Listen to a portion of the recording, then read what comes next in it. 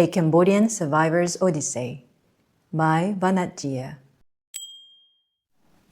Chapter 2 Family History.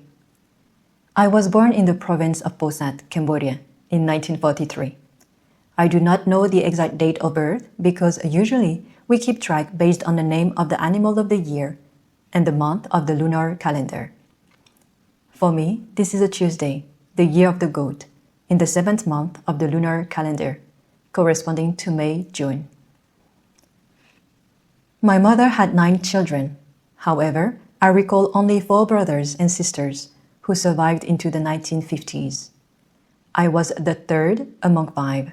I vaguely remember a brother, Vannath, 1 year older than me, who became sick and died at the age of 7. During the funeral procession, I asked my grandma where they were taking him. "We are bringing him to stay with the monks in the pagoda," she said. It was where they were going to cremate him. I was breastfed by my mother for only a few months. Because of another pregnancy, she was no longer able to nurse me after that. Out of compassion, my great-grandmother, then in her late 70s, proposed to take care of me at her home on the Posat riverfront.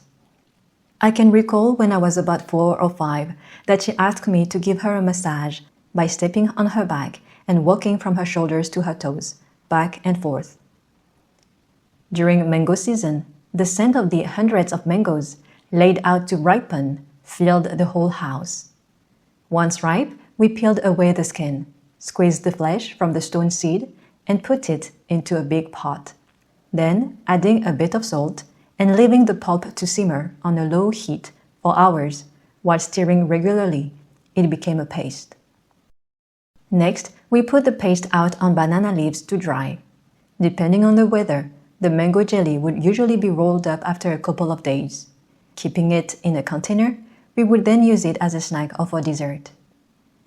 Judging from her behavior and character, as well as her jewelry and kitchenwares, I believe my great-grandmother must have been a descendant from a noble family.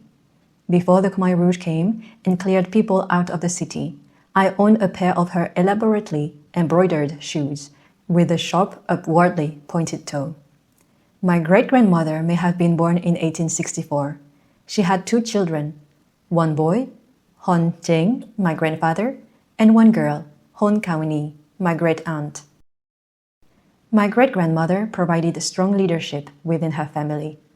However, I was not old enough to witness or remember much of it. It is easy to trace the family tree from my mother's side, while it is impossible to do so for my father's. All I know about my father is that his father was Chinese and was married to my grandmother. They settled down in the old royal city of Odong, about 50 kilometers west of Phnom Penh.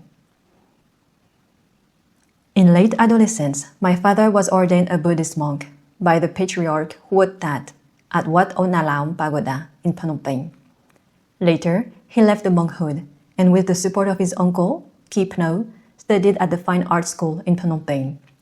Upon graduation, an older classmate invited my father to work for him in Posat province as a jewelry maker. As a young man, my father's behavior and attitude earned him the people's trust and respect, especially those of a lady named Sok. She was a jewelry seller who went from door to door, selling and buying jewelry. Being impressed with his good manners, honesty, and hard work, Sok asked if my father might be looking for a wife. She spoke of my father to my great-grandmother. Because of his humble origins, it took about 2 years before my great-grandmother allowed my mother to marry my father. After the wedding, my great-grandmother provided my parents with seed money to open their own jewelry business. When my great-grandmother was no longer able to care for herself, my parents took her to live with them. Every weekly Sabbath day, as determined by the Buddhist calendar, a monk came to the house to perform a Buddhist ritual ceremonies by providing the 8 precepts of moral conduct, known as Sila, for both my great-grandmother and my grandmother to abide by for the whole day. Sitting next to the 2 grandmas, I repeated word for word the 8 precepts of Sila after the monk. 1. I undertake the precept to refrain from destroying living creatures. 2. I undertake the precept to refrain from taking that which is not given. 3. I undertake the precept to refrain from sexual activity. 4. I undertake the precept to refrain from incorrect speech. 5. I undertake the precept to refrain from intoxicating drinks and drugs. 6. I undertake the precept to refrain from eating at the forbidden time, afternoon. 7. I undertake the precept to refrain from dancing, singing, music, going to see entertainment, wearing garlands, using perfume, and beautifying the body with cosmetics. 8. I undertake the precept to refrain from lying on a high or luxurious sleeping place. Another memory of my great-grandmother is from my visits with her in Posat while I was living in Phnom Penh. By the time she was 90 years old, she was completely blind. Softly touching my face, she took some money from her pocket, asked me to tell her how much money she had in her hand, and then gave it to me. I was in tears and speechless. She died in 1956 at the age of 92. Grandmother Chea. As a child, I developed a strong and loving relationship with my grandmother. She had 3 children and more than 10 grandchildren. She lived with my parents, and I am told that I was her favorite granddaughter. When I was 5 or 6 years old and she was in her early 60s, we enjoyed each other's company. We shared a bed, and twice every day I prayed with her, repeating the words after her. Through her, I was introduced to the different pagodas that my parents contributed to being built, and as early as I can recall, she told me Buddhist stories. I remember clearly helping her carry a basket of betel nuts on our way to the pagoda, or to friends and relatives' funeral ceremonies. I would quietly sit next to her and observe all processions with curiosity. One of the Buddhist principles is abstain from killing, do not harm any living creatures. I observed how my grandma and my mother put this principle into practice. Sometimes, Grandma and I would go to the market together. While looking for duck eggs to buy, she would pick the ones that already had a broken shell. She told me, "This is a dead egg that cannot be hatched." Sometimes she would ask the vendor, who spoke a mix of Chinese and broken Khmer, to help her find the broken-shelled eggs. Standing behind them and not reaching any higher than the thigh, I would see the vendor turn his back to Grandma and press his thumbnail in to break an eggshell before handing it to her. "Here, Grandma." My grandmother's favorite pastime was making lip balm. This balm was used for moisturizing, protecting, and healing lips. Grandma's homemade lip balm was made from beeswax, mixed with coconut and samarang tree oils. The beeswax was as solid as a bar of soap and was shaped into the form of a soup bowl. We then put a big pot half filled with sand on a stove over a wood fire until the sand became hot. Putting a smaller pan on the hot sand pot while pouring in oils and beeswax, we kept stirring the mixture until it became smooth and soft. Next, we poured the mixture into the cover of a ceramic pot, about 30 centimeters big. As the mixture was so thick, it stuck on the cover. To give a fragrance to the wax mixture, we put fresh flowers like jasmine, rose, and others into the pot. So we had flowers in the bottom part while the balm would stick to the cover. The next day, we cleaned the pot and then put new flowers in. Each time during this process, we delicately stirred the ointment to allow the natural beeswax and flower fragrance to spread evenly. This elaborate process took 4 to 5 days. Grandma's lip balm was very popular. Many times, my mother would give away Grandma's lip balm as a bonus or gift to clients who bought jewels as well as to friends. In the late 1940s, Posat province was considered unsafe, as there were resistance movements fighting against the French ruling class, led by 2 groups, Khmer et Sarat, supported by Thailand, and Khmer Viet Minh, supported by North Vietnam Communists. I remember one instance when grandmother and father woke me up at night and we hid against a concrete wall, listening to the exchange of fire between armed groups. The railroad track connecting Posat town and Phnom Penh came under siege from rebels from time to time. My parents often traveled to Phnom Penh to replenish their jewelry stocks. So, whenever the railroad connection was attacked or disturbed, it created a lot of anxiety for the family. One time, while walking to school and passing through the provincial governor's office, I saw human heads hanging in branches of a giant banyan tree. My friends and I became frightened and ran away as fast as we could. Whenever there was fighting, the soldiers under the French authorities would cut the heads off the dead rebels and display them to the public as a warning not to challenge their rule. Near my school was a dilapidated wooden barracks where, from time to time, the military brought dead soldiers' bodies for the families to claim. Whenever that happened, quite often, the family and wives with small children would come and cry out loud over the loss of their loved ones. Even though I was frightened, I would run across the paddy fields to watch them. Too small to see, I had to sit down and try to catch a glimpse through the legs of the adults standing in front of me. The families, poorly dressed, looked so desperate. Sometimes, one of the wives would faint. I came to learn that life in Posad province was very hard during and after World War II. Poor people would have to wrap themselves in a jute sack for lack of clothing. They took turns to go out so they could wear the same clothes. They had lice so badly it would cause a skin disease for which no medicine was available. My parents made a hard decision to move the family to Phnom Penh in the early 1950s. Great-grandmother stayed behind with one of her grandsons. My grandma stayed behind with my uncle. I did not want to leave grandma and cried and begged my parents to allow me to stay. My father said, yes, but my mother said, no, you have to go with us. I cried my heart out, feeling hopeless at being separated from my grandmother. For a time, I was very upset with my mother. Father Mani. My father had a strong sense of independence, self-reliance, and the belief that each person was responsible for his or her own destiny. We are our own refuge, he would say. He did not differentiate between sons and daughters. He treated children based on their merits and not on their gender, which was considered a very progressive idea in the 1940s. My father required his children to join him for lunch and dinner. It was a time for him to give advice and ask questions. He was very strict with his children, seldom smiled and never made jokes, always expecting respect and obedience. Although we had maids, father expected children to also do housework, such as going to the market, cleaning the house, and washing dishes and clothes. He taught us the self-help concept. For example, even if you have a driver, you should know how to drive. He cited the example of one family who was left out on the road because the driver got upset and refused to drive, and the employer did not know how.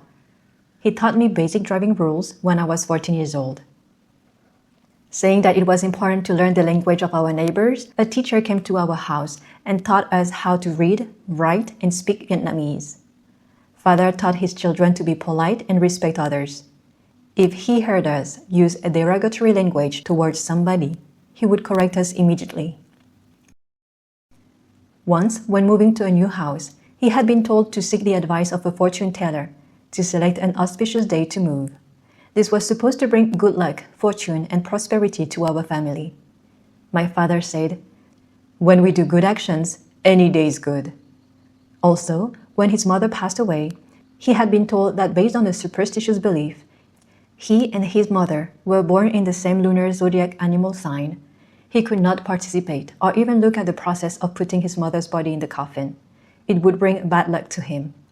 He said his mother had done good deeds towards him, which deserved his filial gratitude. He then respectfully carried his mother's body and gently placed it in the coffin. He taught his children not to blame other people for their own suffering, but rather to strive to overcome obstacles. In his early 40s, my father developed advanced stage tuberculosis. This was accompanied by a bloody cough. Everybody thought he would die soon. He prepared for his death and ordered a coffin to be made for him. But as time went by, he was completely cured, and the coffin was instead used for his younger brother, who succumbed to a bleeding stomach ulcer while in his late 40s. After my uncle's death in the 1960s, grandmother came to live with us in Phnom Penh. My father built a successful business enterprise. I recall in the 1940s in Posat province, the business had one shelf with all kinds of school and religious books and notebooks, along with a stall of jewelry. He also sold medicine, mainly for headaches and diarrhea. Later on, in Phnom Penh, the business did not have books or medicine anymore, but we sold marble statues from Posat, along with gold, diamonds, and semi-precious gems.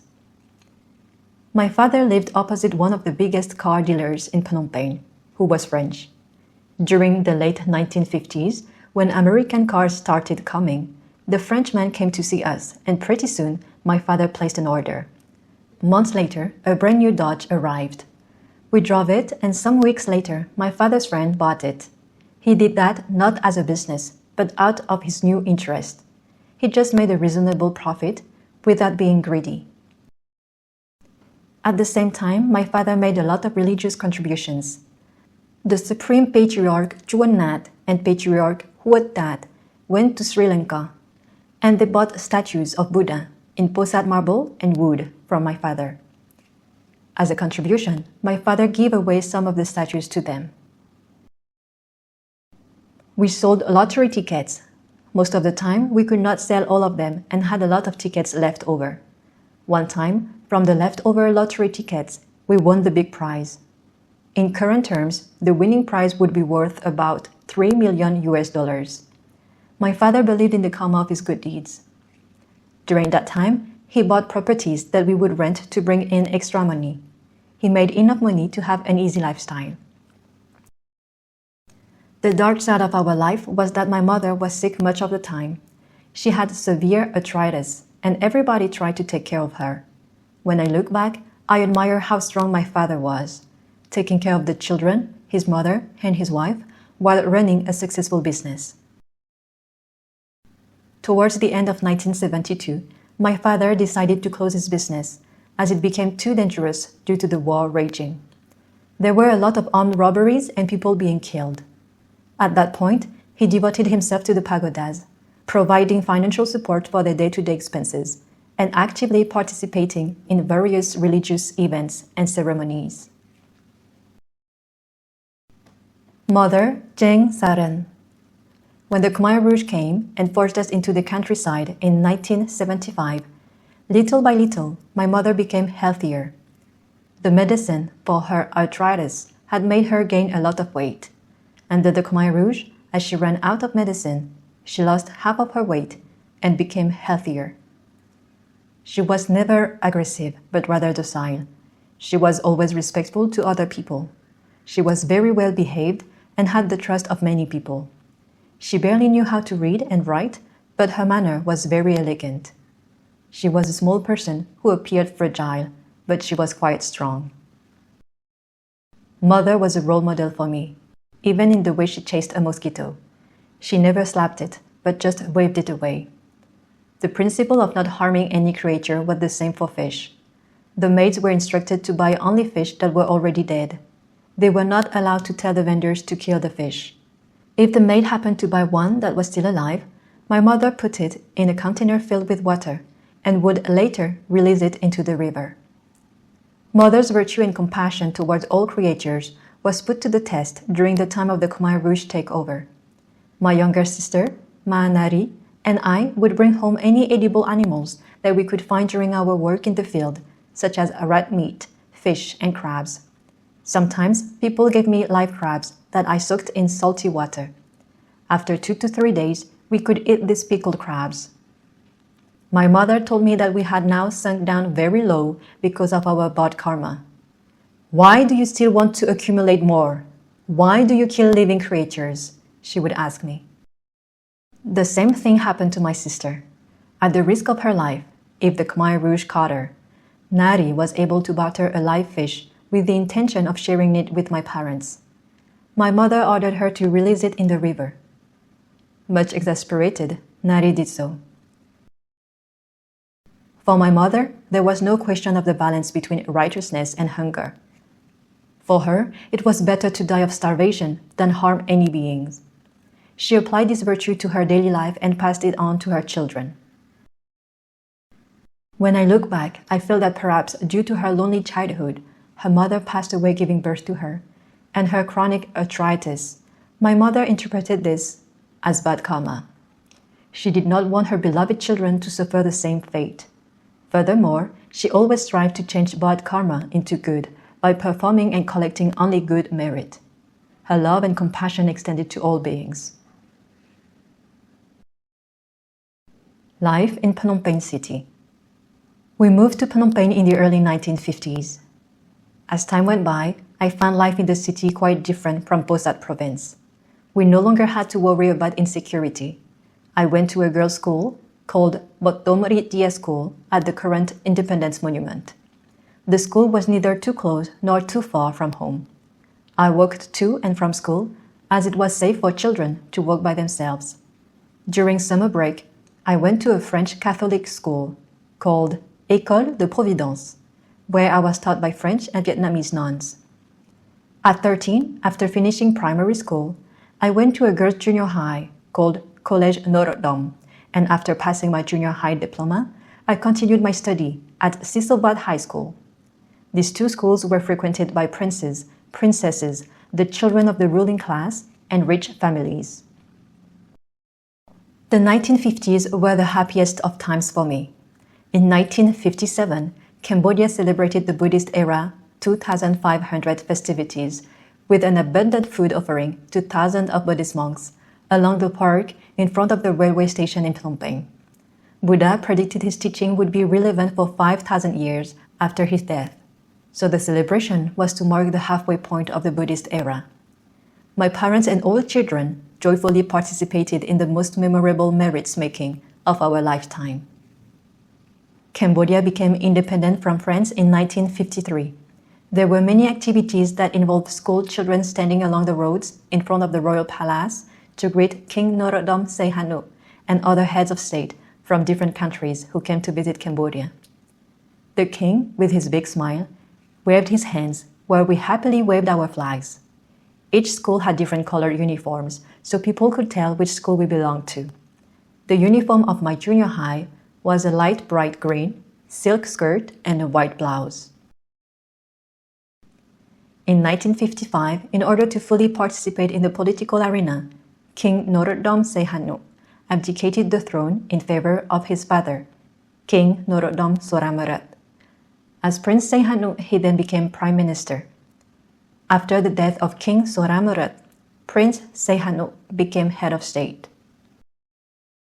When we were a little older, we went to the airport and were asked to kneel, forming a guard of honor along the red carpet and spreading jasmine flowers to welcome important guests during a state visit. We were also the first group of hundreds of students who performed the new synchronized movements at the stadium, displaying different shapes and forms, messages, logos, and flowers. Through my older sister, Ma Vannath, and brother Ma Kamon, I had the opportunity to go to different cultural events through the patronage of Prince Norodom Sihanouk in honor of foreign dignitaries. I was also fortunate enough to see the plays and films that he directed and starred in. The star of the classical and folk dances at that time was Princess Norodom Bopha Devi, daughter of Prince Norodom Sihanouk, also a student at our junior high. She was an outstanding dancer and brought pride and international recognition to Khmer classical dances. In 1964, I passed the entrance exam to the government training school, the École Royale d'Administration, in the financial section. It was a 2-year intensive training program for civilian government officials, sponsored and directed by the French government. During the opening, François Perret, the director of the school, said, "You are the elite of Cambodia," because there were more than 1,000 contestants and only 60 were selected. Among a class of 20 students in the financial section, I was the only female. My class was called Samdaik O Promotion, similar meaning to Lord Father, which represented the honorable name given by the people to Norodom Sihanouk. I recall that one of the assignments for all 60 students was to write about the leaders around the world. I happened to write about Mahatma Gandhi and his struggles to get independence from the British by peaceful and non-violent means. People used to have Gandhi's pictures hanging in their houses in the early 1950s, and King Norodom Sihanouk was inspired by Gandhi's principles of non-violence. Graduates from the École Royale d'Administration were known to be highly professional and effective. Compared to other vocational schools, this French-sponsored school for civil servants was outstanding in many respects.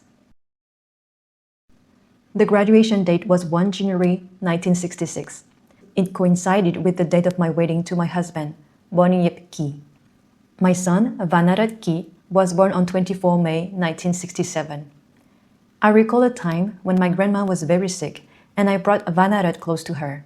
She tried to smile to him and he happily smiled back to her. A couple of days later, Grandma passed away at the age of 85. As a child, Vannath was a good person in so many respects. He did not create any issues that upset his parents. He was well-behaved, considerate, and sensitive to other people's feelings and needs.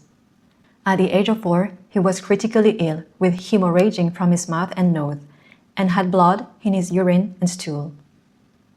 He was hospitalized in a private hospital where a French doctor told us that my son had only a 20% chance of survival. They gave him an IV transfusion of more than 10 pouches of blood and serum.